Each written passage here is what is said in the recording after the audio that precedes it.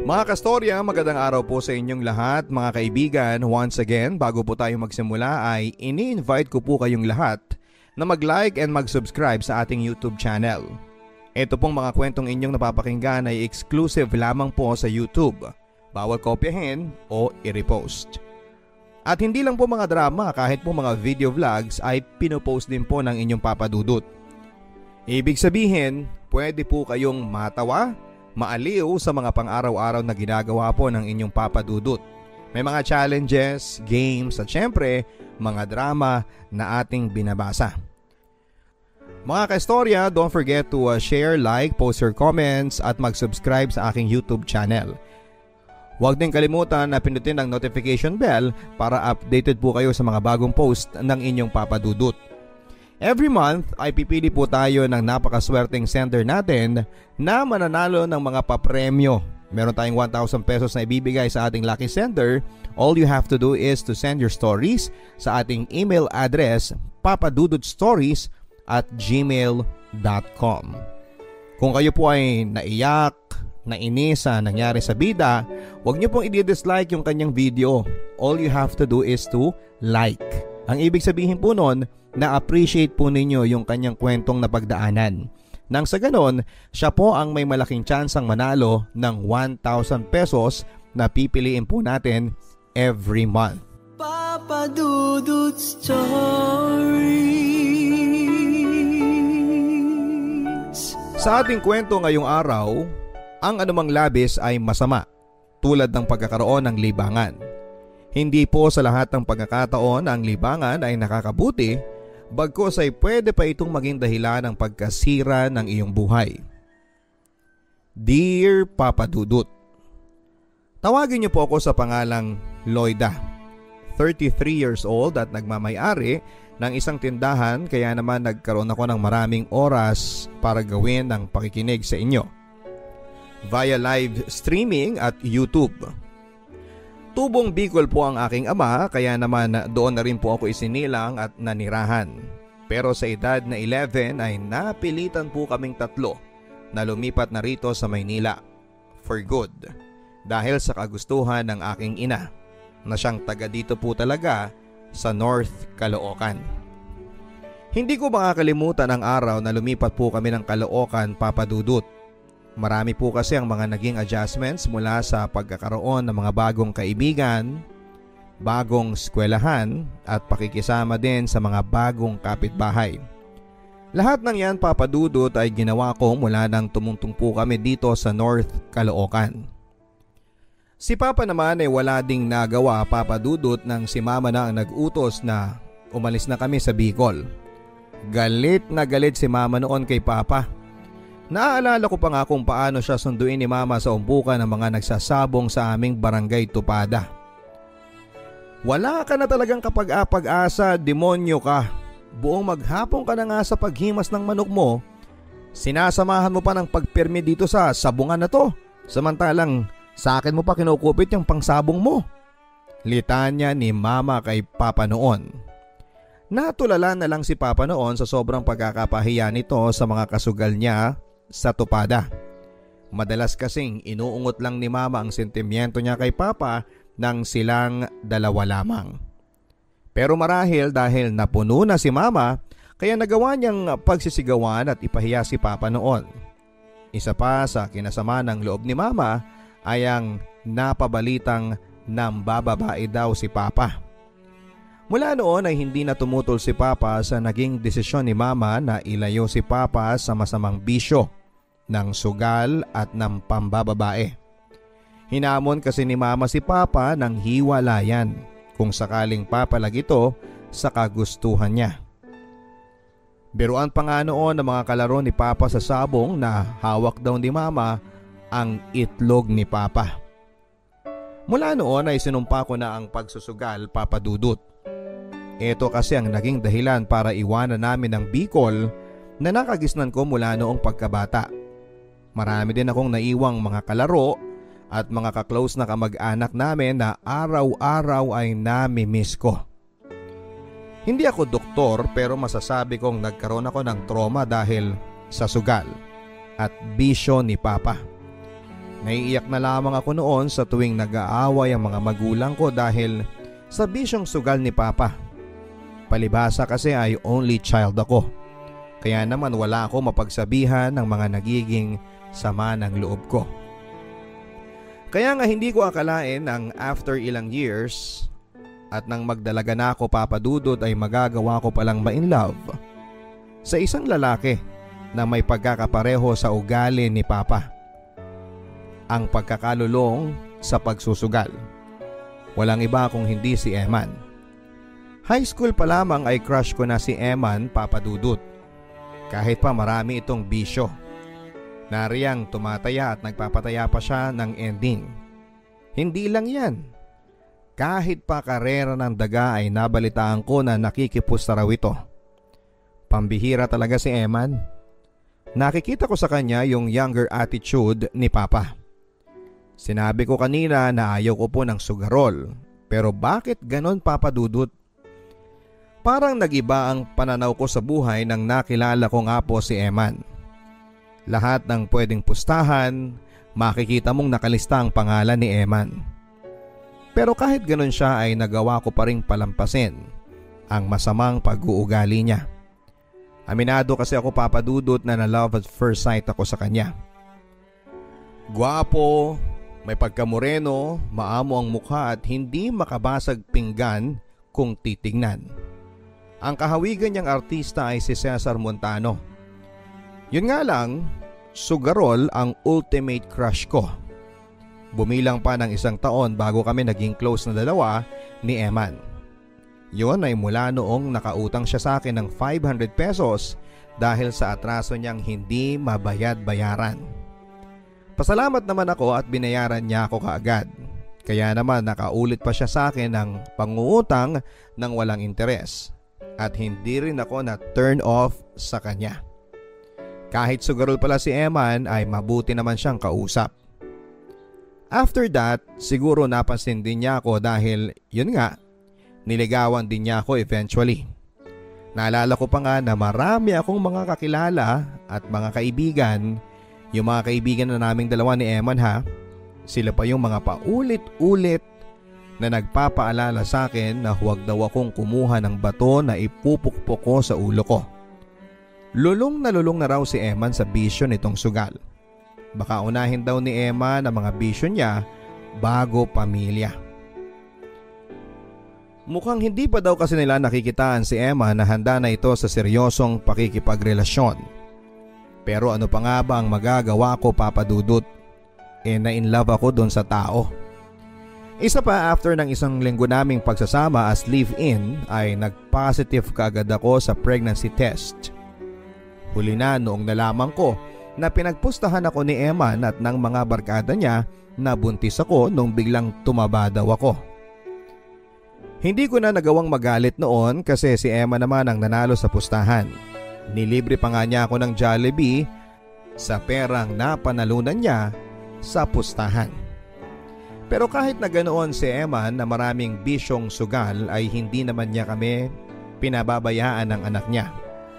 Sa katunayan, Papa Dudut, dahil sa diskarte niya sa buhay, kahit wala itong permanenteng trabaho ay nakakakain kami ng 3 beses sa isang araw. At madalas ay may take out pa at kain sa labas. Madalas kasi itong nananalo sa mga sugal o pustahang sinasalihan niya. At isa sa mga hindi ko makakalimutang pagkapanalo niya ay nang naka-jackpot siya sa bingo sa isang mall ng grand prize. Malaki-laki ang napanalunan ni Emma noon na cash prize, Papa Dudut. Sa katunayan ay doon na nagsimulang magbago ang buhay namin. Nakabili kami ng isang pampasadang tricycle, nagkaroon din kami ng mini grocery store at nagkaroon din kami ng lending business. 15% kaagad ang tubo sa mga uutang at another 10% sa remaining balance makalipas ang ilang buwan. Mas maigi na ito kaysa sa 5-6 kaya naman marami ang naiingganyong umutang sa amin. Wala nang masyadong maraming requirements. Limpak-limpak na salapi ang binibilang ni Eman sa pang-araw-araw mula noon at masasabi kong hindi rin pala masamang magkaroon ng asawang sugarol. Natagpuan ko na ang swerte at jackpot ng buhay ko. Walang iba kundi sa katauhan ni Eman yon. Papa Dudut Stories.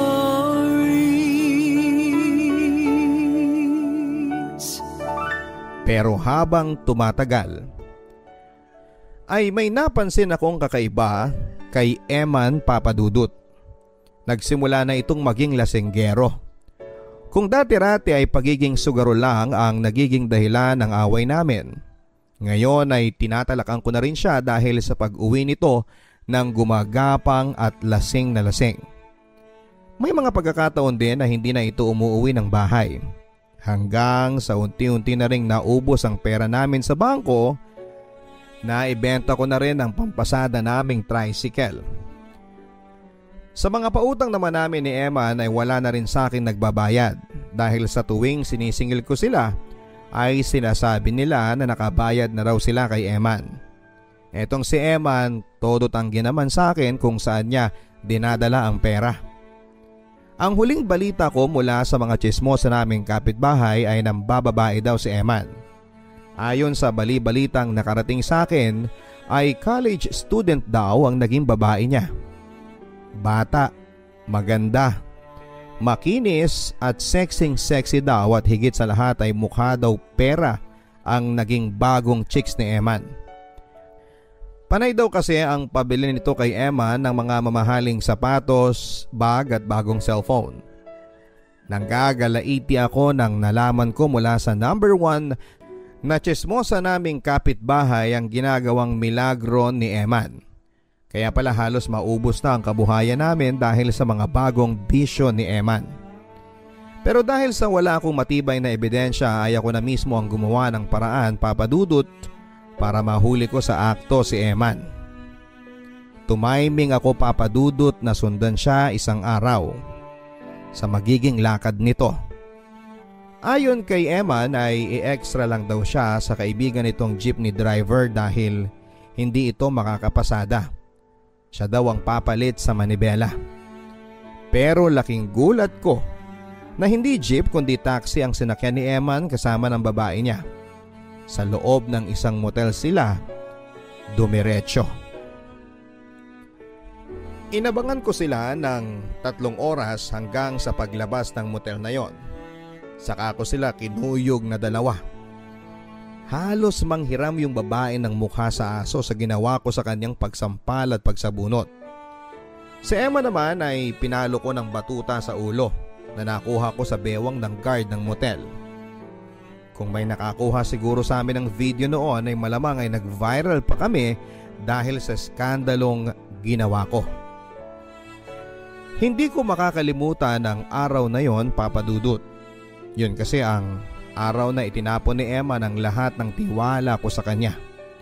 Halos maging bingi ako sa mga sinasabing masama sa kanya ng mga kaibigan namin nung pinili ko siyang pakisamahan at bigyan pa ng isang anak. Totoo nga, Papa Dudut, na naghanap lang ako ng malaking bato na ipupukpok ko sa ulo ko. Hindi lang ako ang labis na naapektuhan sa mga pangyayari, Papa Dudut. Kahit ang sarili kong anak ay walang ginawa kundi ang umiyak ng umiyak sa naging hiwalaya namin ng papa niya. Anak, wag mo sanang isipin na kaya lang ako hindi pumapayag na dito tumira sa atin si papa mo kasi gusto ko lang siyang bigyan ng leksyon sa ginawa niyang panluloko sa ating dalawa. Umiiyak na paliwanag ko kay Abby, nag-iisang anak namin ni Eman. Nakatulala lang si Abby noon, naawa ako sa anak ko, Papa Dudut. Naaalala ko kasi ang sarili ko sa kanya noong kaidaran niya ako habang nakikita kong nag-aaway ang mga magulang ko dahil sa sugal at sa pagiging babaero ni Papa. Lumipas ang ilang linggo at masasabi ko na unti-unti na akong nakakapag-move on.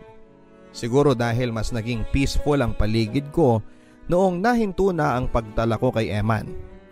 Habang naglilinis ako ng altar ay may nakita akong papel sa ilalim ng Santo Niño. Isang scratch card yon, Papa Dudut. May naiwan pa pala dito sa bahay si Eman ng mga card na madalas niyang kiskisin. May paniniwala kasi si Eman na masweswertehin siya kung ilalagay muna niya overnight yung mga scratch card kay Santo Niño bago niya kiskisin.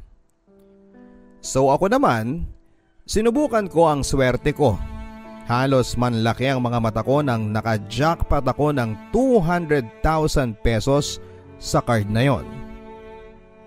Mabaliw-baliw pa nga ako sa kakasigaw at sa kakatalon sa swerteng dumapo sa kamay ko. Hindi ko akalain, Papa Dudut, na ang kamalasang dinala sa akin ng sugal dahil sa pagsira nito ng pamilya ko ay siya rin palang magbibigay sa akin ng swerte at magbabalik sa akin ng pag-asa na makakapagbagong buhay pa ako kahit na wala na si Eman. Minabuti ko rin na isikreto kay Eman ang napanalunan niya. Total, ako naman ang kumiskis. Bayad niya sa akin yon mula sa mga sakit na pinaramdam niya sa akin. Papa Dudut, naranasan ko ng maging instant mayaman at maging instant pulubi. Kaya naman hindi ko na pinakawalan pa ang swerteng dumapo sa akin. Muli kong binuhay ang mini grocery ko na muntik nang magsara at sa awa ng Diyos ay napalago ko pa ito at nadagdagan na rin ng iba pang mga kabuhayan. Tulad ng water refilling station, computer shop, laundry shop at kung ano-ano pang shop. Wala na rin ako naging balita pa kay Eman. Basta ang alam ko ay sumama na ito sa batang kabit niya. May mga balitang nakarating sa akin na umano ay nahulihan pa daw sila ng kabit niya ng droga sa isang bypass operation.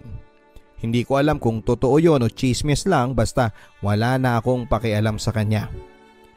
Siyang sumira sa buhay niya dahil sa pagkakalulong niya sa maraming masamang bagay. Sa kasalukuyang panahon, Papa Dudut, ay madami pong mga lalaking nagpaparamdam sa akin. Palibhasa kasi ay hindi naman kami kasal ni Eman, kaya hindi malayong piliin ko na rin pong lumagay sa tahimik balang araw. Nag-iingat lang po ako sa mga lalaking papapasukin ko sa buhay ko dahil babae ang anak ko. Gusto ko sana, kung mag-aasawa ako, ay gusto ko na responsable siya at may sarili siyang matibay-tibay na kabuhayan. Hindi yung ako pa yung magpapakain sa kanya. Papa Dudut, sana po ay nagustuhan ninyo ang kwento ng buhay ko at sana din po ay marami pa ang may napulot na aral. Ang lesson na natutunan ko sa aking kwento, para sa akin, Papa Dudut, ang buhay pag-ibig ay isang sugal. Handa ka dapat tumaya para maka-jackpot. Pero kung manalo ka, huwag mo na sanang lustayin at sayangin dahil 2 beses lang kumakatok ang swerte. Yun po ay ang nangyari sa amin ni Eman. Twice kami naka-jackpot pero sa pangalawang beses ay hindi ko na po hahayaang sirain ako nito. Hanggang sa muli, ako po ang inyong kastorya, Loida ng North Caloocan. Ang buhay ay mahiwaga, laging may lungkot at saya. Sa Papa Dudut Stories, laging may karamay ka.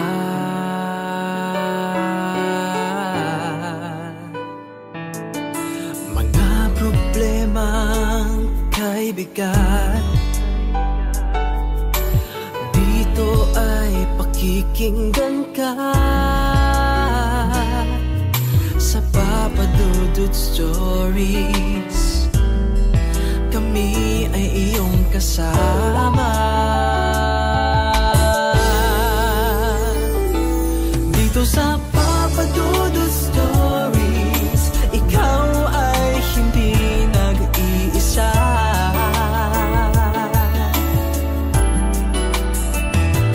Dito sa Papa Dudut Stories, may nagmamahal sa'yo.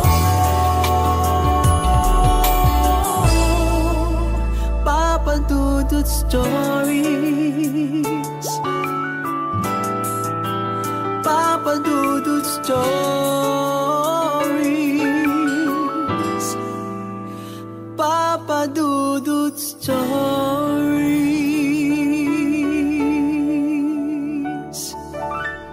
Maraming salamat Lloyda ng North Caloocan sa pagbabahagi mo ng iyong storya sa ating YouTube account. Tama ka Lloyda, no? May mga swerteng dumarating sa buhay natin at nasa sa atin yon kung paano natin pangahawakan ang swerteng dumapo sa buhay natin. Napakaswerte mo nga lang na 2 beses na dumapo sa iyo ang swerte. Well, sa simula medyo minalas tayo, no, dahil hindi natin napanghawakan ang swerteng yan at yan din ang naging dahilan ng pagkasira ng pamilya mo. Pero tama ka, hindi mo na dapat sayangin pa ang ikalawang swerteng ibinigay sa iyo ng Diyos. At kung susugal ka nga sa pangalawang pagkakataon sa buhay pag-ibig, ingatan mo na hindi ka na matalo at magkamali pa. Hanggang sa muli mga kaibigan, ako po ang inyong si Papa Dudut. Ini-invite kayong lahat na mag-follow sa aking YouTube channel, pindutin ang bell notification at huwag kalimutang mag-subscribe. Mag-post din ang mga comments ninyo regarding our story. Again, meron po tayong 1,000 pesos na premyo na ibibigay monthly sa ating napakaswerteng sender. Kaya naman kung nagustuhan po ninyo ang kanyang storya, huwag kalimutang pindutin ang like button at mag-post ng inyong mga comments. Huwag din kalimutang manood ng ating mga live video vlogs para updated kayo sa mga happenings sa inyong Papa Dudut. Hanggang sa muli mga kaibigan, ito po ang Papa Dudut Stories. Magandang araw sa inyo mga kaibigan. Bago po tayo magpatuloy sa ating kwento ng pag-ibig dito po sa Papa Dudut Stories, huwag kakalimutan na mag-like, mag-share, mag-post ng comments at mag-subscribe sa aking YouTube channel. Huwag din pong kakalimutan at pindutin ang notification bell para maging updated kayo sa mga latest post ng inyong Papa Dudut. Huwag din kalimutang panoorin ang ating mga video vlogs na may mga challenges, daily vlogs at kung ano-ano pang mga adventure ng inyong si Papa Dudut. At ngayong araw sa Papa Dudut Stories, Papa Dudut Stories.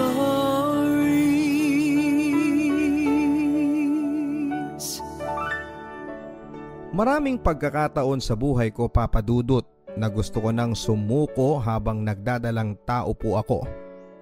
Sa pakiramdam ko kasi Papa Dudut ay sobrang kinawawa ako ng taong labis kong minahal at pinagkatiwalaan. Pero magagawa pala akong paikutin.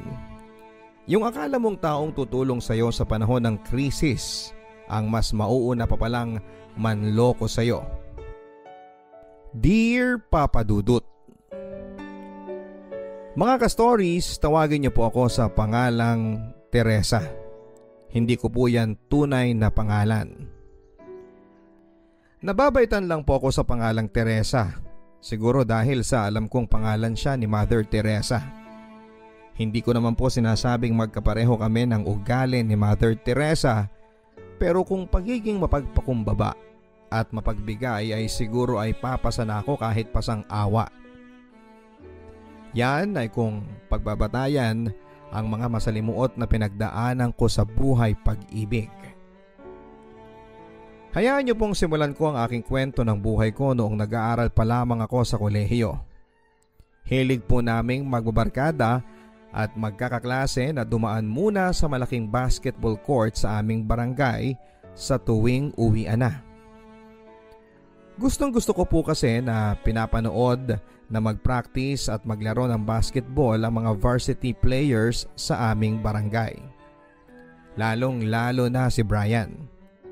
Tisoy, gwapo, malinis sa katawan at higit sa lahat ay pagkabango-bango pa rin niya kahit pawis na at malakas talaga ang karisma niya sa aming mga kababaihan at mga beki na rin. Kung sa kahawigan po sa artista ang pag-uusapan ay parang si Wendell Ramos po ang datingan niya. Mas pabatain mo lang ng konti Papa Dudut. Aaminin ko po sa inyo Papa Dudut na kilig po ako sa kanya sa tuwing mapapatingin siya sa grupo namin habang nag-cheers sa kanya. Pakiramdam ko kasi ay malingon lang siya sa grupo namin ay may ulam na kami. Kanin na lang ang kulang. Dahil dito ay naging open po ako sa mga kaibigan ko na walang ibang pwedeng magpa-cute kay Brian at sa akin lang siya. Oy mga Bilat at Bex, basta sa akin na si Brian ha. Wala nang pwedeng magpa-cute sa kanya. Understood? Ano to? First come, first serve? Yan na bang labanan, Teresa? Pang-iisplok naman sa akin ng isa naming kaibigang Becky. Basta. Sa akin siya. Makikipaglaban ako ng patayan para sa kanya. Walang ibang pwedeng makagalaw sa kanya, no? So ikaw lang ang pwedeng magpagalaw sa kanya. Natatawang hirit pa ni bakla, dahilan para sabay-sabay kaming magtawanan. Marahil marami sa mga judger ninyong listeners ang sasabihing sobrang landi ko noong dalagingding pa lamang ako, Papa Dudut. Well, opo ang isasagot ko. Ako na talaga ang nagbibigay ng motibo sa kanya. Para lang mapansin niya ako, Papa Dudut, ay nandyang nagpapalit ako ng sexy shorts kapag manonood na ako ng game niya. Hindi pa kasama dyan yung nagpapadala pa ako ng food para lamang sa kanya. Kaya nga kahit sa codename ko sa storyang ito ay ginawa ko na lang pong Teresa para magmukha naman akong Santa. Sa kanya lang naman po ako naglalandi, Papa Dudut, kasi pakiramdam ko ay siya talaga ang the one para sa akin. Bagay kami. Tisoy siya, morena ako. Gwapo siya, maganda naman ako.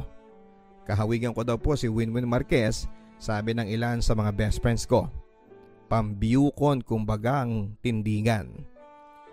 Unforgettable para sa akin, Papa Dudut, yung araw na nilapitan ako ni Brian at kinausap. Alam kong mas matanda siya sa akin ng ilang taon, kaya naman kuya pa nga ang tawag ko sa kanya dati. Pawalang mali siya lang ang peg ko, pero deep inside ay gusto ko nang jowain siya noon. Thank you nga pala sa inyo. Lalong lalo na sa iyo, Teresa, sa palaging pag-support sa mga games namin. Pakiramdam ko kayo ang lucky charm ng laro namin. Lalong lalo ka na. Seryoso ang sabi ni Brian.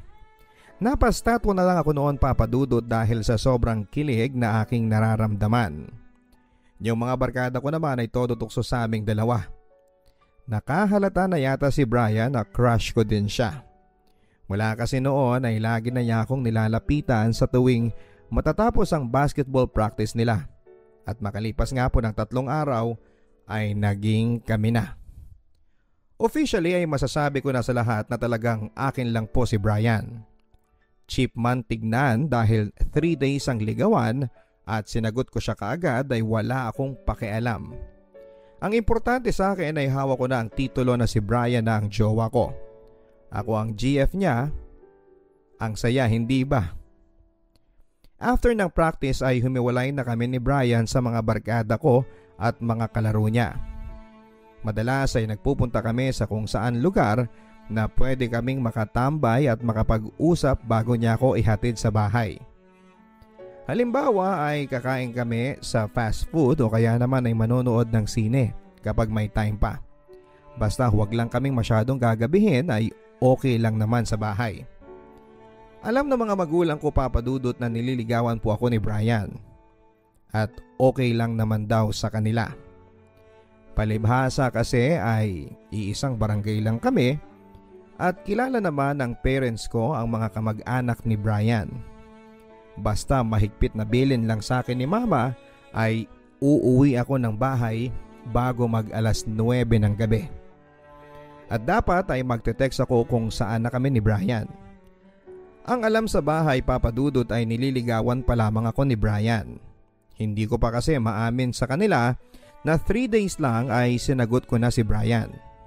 Nakakahiya at siguradong pagagalitan ako ni Mama kapag nalaman niya na hindi man lang ako nagpakieme sa una kong manliligaw. Exclusive lang sa mga karibal ko kay Brian ang info na officially ay kaming dalawa na at hindi na siya pwedeng landiin pa ng iba. Isang araw, inabot kami ng malakas na ulan sa basketball court. Saktong nakauwi na rin ang mga kasama ko noon at kaming dalawa na lamang ni Brian ang natitira sa basketball court kasama ng mangilan-ngilan na mga ka-teammates niya na handa na ring sumugod sa ulan. Nakakainis lang kasi 15 minutes lang ang pagitan nang nakaalis na ang mga friends ko nang biglang bumuhos ang malakas na ulan. Na-stranded pa kami ni Brian. Kung nakasabay sana kami pa uwi, di sana nasa bahay na ako. Pihadong magkakasakit kaming dalawa ni Brian kung susugod kami sa ulan. Sakay ng motorsiklo niya at isa pa ay takaw aksidente rin dahil madulas na sa daanan. Nag-text na lamang ako sa bahay, Papa Dudut, na baka malate ako ng uwi dahil na-stranded nga ako sa ulan. Huwag na lang silang mag-alala kasi kasama ko naman si Brian. Hanggang sa nakauwi na lahat maliban sa amin ni Brian. Dahil carry lang sa kanila ang mabasa ng ulan. Ang ending, kaming dalawa na lang ni Brian ang natira sa basketball court. Samahan mo ko, Brian, sa CR. Naiihi na ako at saka natatakot din ako eh. Sira kasi yung ilaw doon. Hindi naman umangal si Brian sa request ko sa kanya. Ang ginawa ko ay kinausap ko lang ng kinausap si Brian habang nasa loob ako ng cubicle para mawala ang kaba ko sa dilim ng CR. Siya naman ay oo lang ng oo ang sagot. Pero biglang tatahimik na lang siya. Tapos kapag hinanap ko na ulit siya, saka naman ito tatawa ng pagkalakas-lakas. Huwag mo na nga akong binibiro ng ganyan. Mas lalo ako natatakot, Brian eh. Pasigaw na sabi ko sa kanya. Nakakatuwa ka palang asarin dahil sobrang matatakotin ka sa dilim. Sabay tawa niya ng malakas. Sa pagbukas ko ng pintuan ng cubicle ay nakita kong nakatayo sa harapan ko si Brian, Papa Dudut. Laking gulat ko nang bigla siyang pumasok at yakapin niya ako ng mahigpit. Sa unang pagkakataon ay nakaramdam po ako ng malakas na bultahe ng kuryente sa aking katawan. Kaya naman kahit malakas ang hangin at bagsak ng ulan, sa labas ay para akong nakaramdam ng kakaibang init sa aking katawan. Yung yakap niya sa akin ay nasundan pa ng masarap na halik, Papa Dudut. Unti-unti akong naging statwa habang ginagawa niya akong halikan mula sa labi hanggang sa leeg. Balikat ko hanggang sa aking dibdib. Hindi ko na siya pinigilan, Papa Dudut. Nagpaubaya na lamang ako sa kanya na gawin sa akin ang mga bagay na nagpaparamdam sa akin ng saya at sarap. May nangyari sa aming dalawa sa loob ng cubicle ng madilim na CR. Hindi pala nakakatakot sa dilim, Papa Dudut, basta kasama mo lang ang lalaking pinakamamahal mo. Todo-todo lamang ako sa pagpapaubaya sa kanya. Hanggang sa may magbukas ng pintuan ng CR, Papa Dudut. Huling-huli kami sa akto ni Mama na may ginagawang milagro. Para tuloy akong binuhusan ng malamig na tubig, ulan, matapos kong makita ang mga namimilog na mata ni Mama. Napalabas din kaagad si Mama habang nagmumura dahil sa mga nakita niya, Papa Dudut. Sobra ang pagkabigla niya. Sa katunayan ay nabitawan din niya ang mga dala niyang payong para sana sa akin ng mga sandaling yon. On the spot ay sinabi ni Mama sa aming dalawa ni Brian sa paglabas namin ng CR na ipapakasal niya kaming dalawa. Aaminin ko po sa inyo, Papa Dudut, na hindi naman ako masyadong affected sa mga nangyari. Pwede mo ngang sabihin na ako lang yung pinakasal ng puwersahan na masaya pa. Kasi nga alam ko naman sa sarili ko na mahal ko si Brian. Mabuti na lang at graduating na rin ako sa college noon. 2-year course lang kasi ang kinuha ko sa college. After ng seremonyas ng kasal sa opisina ni Mayor ay tumira na kami ni Brian sa iisang bubong. Sa bahay ng nanay ni Brian. Pinagpatuloy pa rin ni Brian ang pagiging varsity ng basketball. Suportado naman kami ng nanay niya na nagtatrabaho noon sa Japan. Kaya financially ay nakakaluwag kami. Minsan sumasala ng padala ang mama niya pero nakakahingi naman ako ng tulong kina Mama kapag kinukulang. After 2 months ng pagsasama bilang mag-asawa ay nabuntis nga ako, Papa Dudut. Feeling alaga ako noon kay Brian. Excited na siya sa magiging anak namin. Sana daw ay maging baby boy para may kasama siya sa paglalaro ng basketball. Hindi nagbago ang pagiging malambing ni Brian, same with yung hilig niya sa pagbabasketball. Araw-araw pa rin, parang basketball is life sa kanya. Pero mas okay na sa akin yung basketball ang pinagkakabalahan niya kesa makaisip pa siya ng mambabae. Maraming tournaments ang dinadayo ni Brian at ng mga kaliga niya para sa basketball, Papa Dudut. Lumalaban sila sa interbarangay at noong una ay nagagawa ko pang sumama para mag-cheer sa kanya tulad ng dati noong magjowa pa lamang kami. Pero nung lumaki na ang tiyan ko at hindi na ako makaangkas sa motorsiklo niya ay hindi na ako sumasama. Nakikibalita na lamang ako sa mga naging game results sa kanya. Mainit daw ang naging huling laban nila Papa Dudut sa kabilang barangay dahil nagkaroon pa daw ng pisikalan. Hindi naman na sa akin bago yung ganong klase ng mga eksena sa game court. Kaya parang baliwala lang sa akin nung sinabi niya yon. May isa pang game sa finals at doon na raw magkakaalaman. Seryosong sabi ni Brian sabay ngiti na para bang sigurado na siya na liga nila ang mananalo. Hindi ko akalain, Papa Dudut, na sa final game na yon, yun pala ang final chance na rin na magkikita pa kami araw-araw ng asawa ko. Sobrang naging paghaharap ng dalawang liga, dahilan para magkaroon ng suntukan sa basketball court. May napuruhan si Brian dahil halos manghiram ng mukha sa aso yung nakasuntukan ni Brian. Nakamalas-malasan ay anak daw pala ng isang konsehal. Marami ang nakakita ng pinagbantaan daw si Brian na ipatutumba siya nito. Sa kwento ni Brian, masyado daw kasing naging agresibo ang laro kaya sila nagkapikunan. Mula noon, Papa Dudut, ay nagulo na ang buhay naming mag-asawa. Araw-araw ay nakakatanggap na kasi ng mga pagbabanta sa text messages na lulumpuhin daw nila si Brian kapag nagkaroon sila ng pagkakataon. Pinayuhan ng mga kamag-anak namin si Brian na magtago muna at magpalamig dahil sa mga pangyayari. Naging maingat sila sa pagpaplano sa anong pwedeng gawin para makaiwas nga sa trouble ang asawa ko. Maging ako, Papa Dudut, ay hindi ko nalaman kung saang lupalop nila pinagtatago ang asawa ko. Basta ang alam ko ay dito lang din daw sa Maynila. Kaya hindi ako dapat mag-alala sakaling manganak na ako dahil makababalik naman si Brian para dumalaw anytime. May bahagi sa akin na pilit na iniintindi ang sitwasyong pinasok ng asawa ko, Papa Dudut. Alam ko kasi na makabubuti yon para sa kanya dahil buhay na ang pinag-uusapan dito. Pero paano naman kami ng magiging anak ko? Ilang buwan na lang ay manganganak na ako. Sa umpisa ay nakatanggap ako ng text mula kay Brian para kumustahin ako sa kalagayan ko. Pero hindi nagtagal ay parang naging mag-isa na lamang ako, Papa Dudut. Dahilan para ma-depress ako ng sobra. Hanggang sa makapanganak na ako, Papa Dudut, ay hindi niya man lang ako nagawang madalaw. Bumilang pa nga ng 5 araw bago ko nakitang pagmumukha ng asawa ko. Mabilis lang yon. After nilang magpictura ng baby namin at mag-iwan siya ng pera ay sumibat din siya kaagad.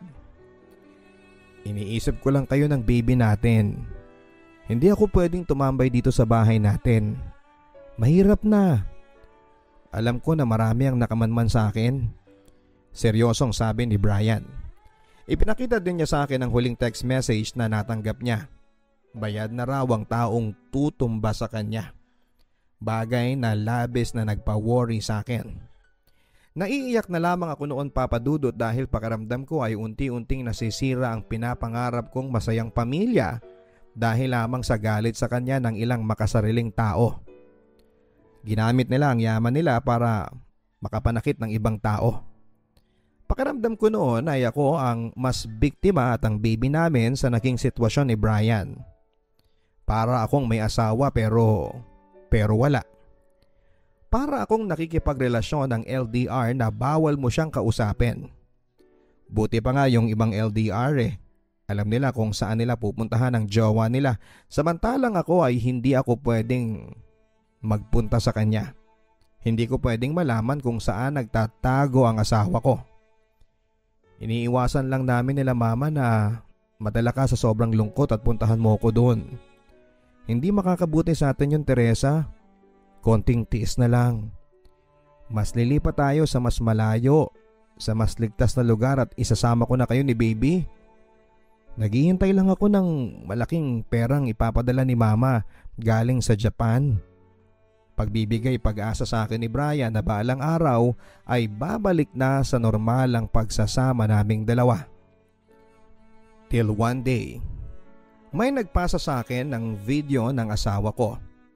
Active pa rin siya, si Brian, sa pagbabasketball, pero this time ay may bago na siyang kasamang nag-cheer sa kanya. Sweet na sweet silang dalawa sa video.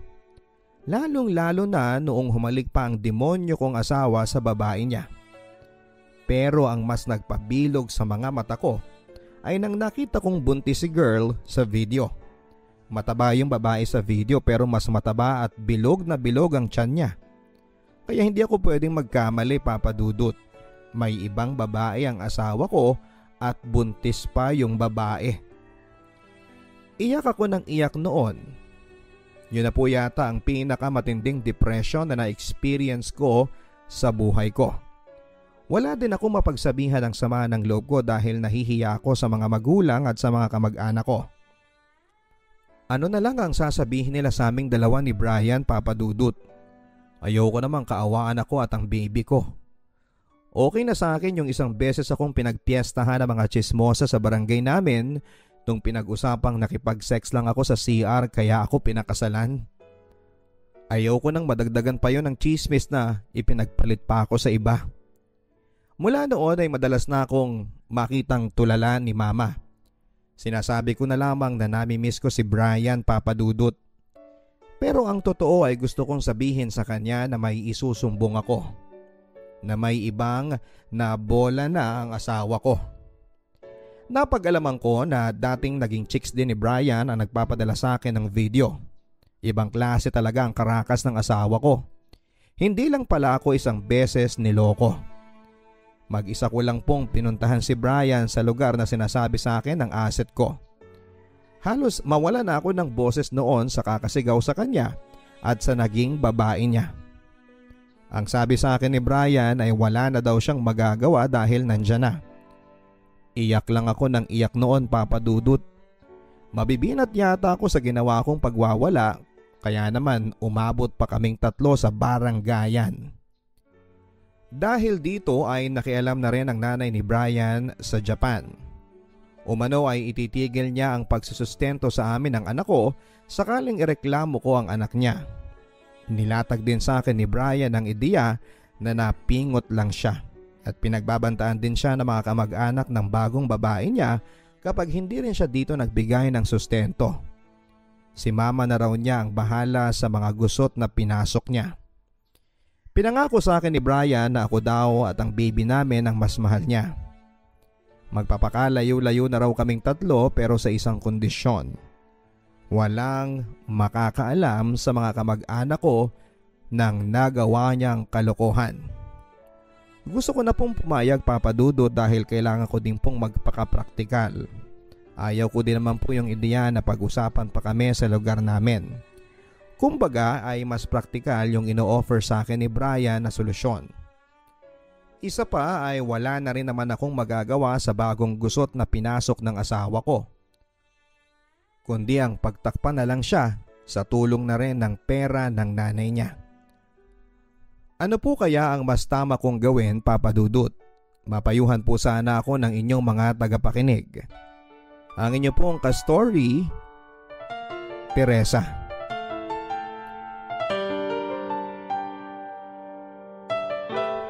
Maraming salamat, Teresa, sa pagiging open mo sa amin sa naging live story mo. Mahirap talaga ang malagay sa sitwasyon na kakaunti ang pwede mong maging option. Pero ano man ang mapili mo, Teresa, sana ay maluwag sa puso mo ang magiging desisyon mo. Huwag mong hayaan na dahil napipressure ka lamang ng mga tao sa paligid mo, sa maaari nilang sabihin sa'yo kaya yun ang pipiliin mo.